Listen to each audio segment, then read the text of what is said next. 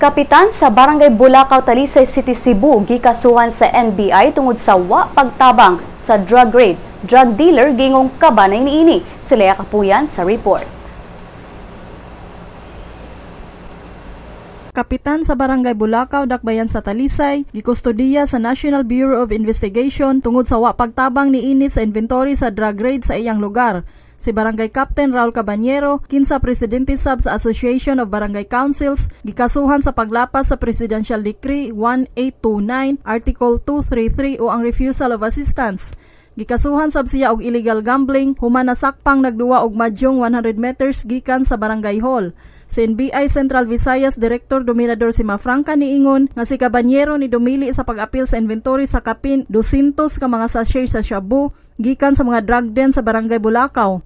Mato ni si Mafranca nga ubos sa Republic Act 9165 o ang Comprehensive Dangerous Act, ang elected official sa barangay kinahanglang anaa sa inventory sa drug bust.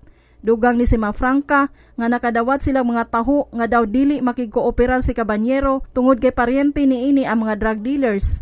Apan si Cabanyero hugot nga milimod sa maong akusasyon. Sigon sa abogado sa barangay nga si Julio Cesar Intesi, nakadesider sila nga dili mo pasakag counter affidavit. Si Cabanyero moagi og preliminary investigation subay sa inquest proceedings sa Assistant City Prosecutor sa Talisay City. Leia Kapuyan, Sunstar, Pilipinas.